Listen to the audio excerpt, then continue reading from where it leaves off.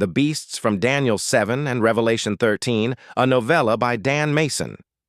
This novella captures the essence of the beasts from Daniel 7 and Revelation 13, portraying their rise, deception, and ultimate defeat. Please like and subscribe to see more. The waves crashed with a fury that shook the cliffs, their foam glowing under a sky split by lightning.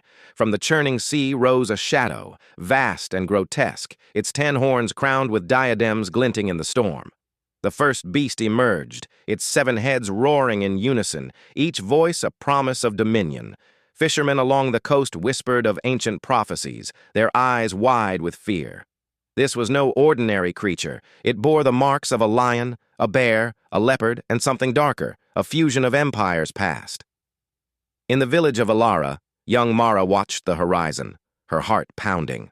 Her grandfather, a keeper of old scrolls, had spoken of 4 beasts from a vision long ago, beasts that rose from the sea to rule the earth. He described a lion with wings, a bear with ribs in its jaws, a leopard with 4 heads, and a 4th beast, terrifying beyond words, its 10 horns sprouting a smaller horn that spoke with arrogance. Mara clutched the worn parchment he left her, its ink faded, but its words clear. The saints will endure, and the Ancient of Days will judge. Days passed, and the sea beast's influence spread. Villages fell under its sway, their leaders bowing to its healed wound, a head once dead, now alive, a sign of its unholy power.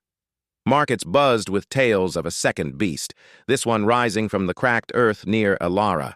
It had 2 horns like a lamb, its voice soft at first, but its words carried the hiss of a dragon.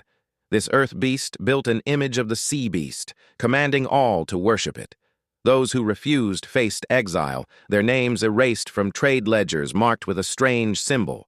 Mara joined a small band of resistors, led by Eli, a former soldier turned storyteller. He spoke of a time when the sea beast would rule for months, its blasphemy echoing across the land, while the earth beast deceived with fire from the sky. 42 months, Eli said, his voice steady. That's what the scrolls predict. Then comes the end. Mara wondered if she'd live to see it. The earth beast's signs, flames that danced without fuel, convinced many, but she saw the lie in its lamb-like guise. One night, the sea beast's armies marched, their banners bearing 10 horns. The little horn, a figure cloaked in shadow, rode at their head, his voice cutting through the wind with curses against the heavens. Mara's group hid in the hills, watching as the earth beast rallied the people below, its 2 horns gleaming as it forced a mark on every hand or forehead. Without it, no one could buy bread or sell fish. Hunger gnawed at the resistors, but faith kept them alive. A vision came to Mara as she slept. The sky opened, and a figure like a son of man appeared, his eyes like fire. Thrones were set, and the Ancient of Days judged the beasts.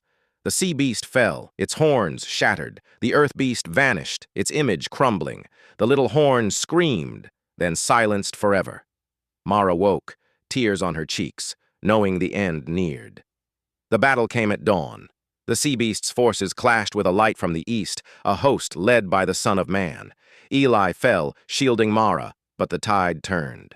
The beasts roared their last, consumed by a lake of fire that swallowed the horizon.